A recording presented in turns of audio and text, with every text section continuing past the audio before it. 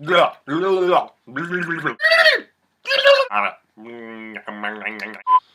let's do this. Take two.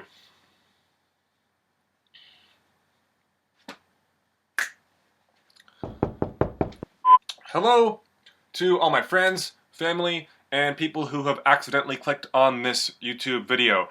If you are one of those people, please stick with it. What do you have to lose? Last time, I went right for the heart of geekdom on Earth. Star Wars. It was a good, robust start to the show. But with this show, I'm taking shit even further. I'm going to talk about something that geeks were geeking over long before Star Wars, or even Star Trek, was ever even a thing. I'm talking about cape comics, superhero comics.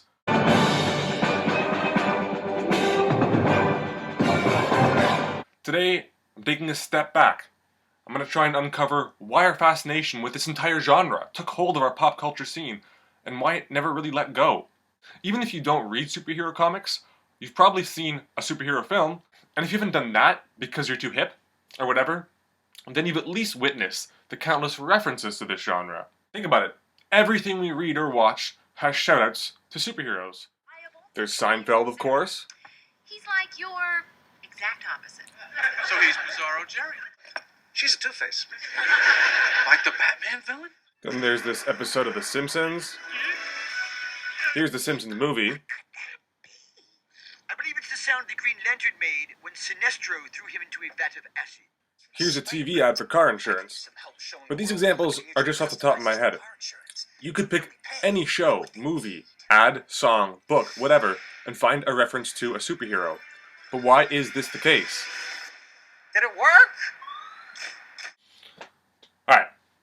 Some might say that the hero as we know it, at least in the context of the classic Marvel and DC shit, is supposed to be a distilled essence of everything we'd really like to be when we're on our best form.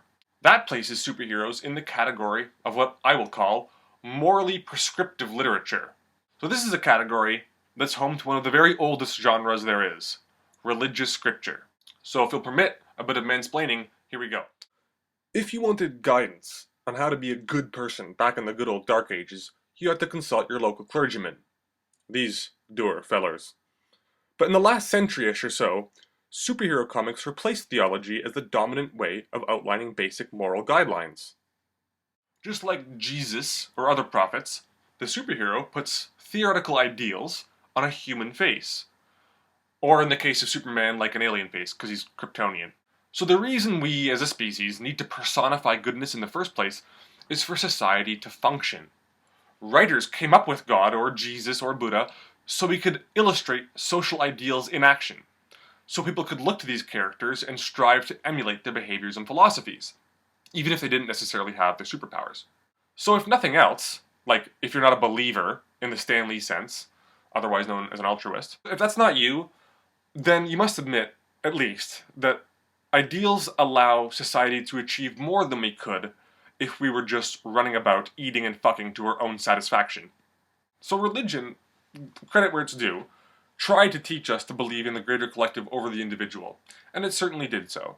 But unfortunately, it taught people a lot of other falsehoods, we'll say. Basically, the worldview was based on some random fictions involving talking snakes, a vengeful dude who likes to blow shit up in one testament and then be nice in the next testament. It teaches us that it's a sin to take shits or be gay. These are just examples from Christianity, so there are a lot of things that we have to give religion credit for, and a lot of things that we want to step back and say, alright, it wasn't such a great idea, maybe. The scientific method, thankfully, took over, more or less, and so while our cosmology became, accurate, there was a crisis of the soul coming. Around when the Enlightenment era was peaking in the 1880s, a cheerful German guy named Friedrich Nietzsche wrote about the death of God, or the God hole, at the same time as he was perfecting the art of the side-parted, wind-swept coif. And this guy theorized that the part of humans that need to yearn for those greater answers and meaning, why does the universe exist? What's our place in the universe? What are we here to do? Do our lives and existence matter? These are the kind of questions that form a hole inside of us, and God could fill that because it was an easy answer to those questions. If you remove that easy answer, suddenly the God hole is big and gaping. And who wants a big gaping hole in their lives? So luckily, Cape Comics came along not too far after Nietzsche and offered a way to plug this god hole. A little outfit called Action Comics gave us Superman in 1938. As a soft entry to the idea of the secular role model, Superman is a very thinly veiled allegory for the baby Jesus. I.e., his dad is from outer space, he sends his only son to save humanity from our irredeemable shittiness. Fair enough.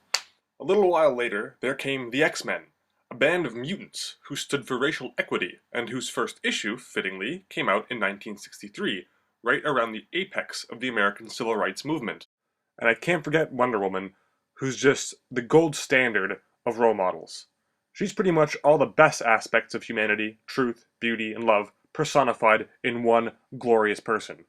Like religious characters, these heroes promote a high standard of ideals, like consistently risking self-harm for the sake of saving innocence, but unlike religious characters, they don't rely on random cosmologies, stupid indoctrination, and terroristic exploitation of our fear of mortality. Having said that, here's some profound shit to shake things up. Secular ideology, i.e. non-religious ideology, is actually just as much about belief as is religious ideology. However, it's belief in humanity. Belief that humans are about more than self-preservation. New superheroes are introduced all the time. There's now an extensive menu of anti-heroes, reluctant heroes, everyman heroes, cynical heroes, you name it. But the main thing they have in common is that they kind of sort of represent this basic belief in humanity, in individuals, as Steve Rogers says. My faith's in people, I guess. Individuals. And I'm happy to say that for the most part, they haven't let me down. So if I were to wrap things up in my nice little fashion, with bows and sparkles and fireworks, I'd say that I know that comics can be very cringy and quite poor. Like a lot of the time, if I'm honest. But they make caring about ethics and values a mainstream secular thing. That's why I like them. And that, in my opinion, is why they stuck. Think about it. When I, or you, if you're honest, think of doing the right thing, do you think of this Debbie Downer? Or do you think of him? Or perhaps her? Not sacrilege, just a thought.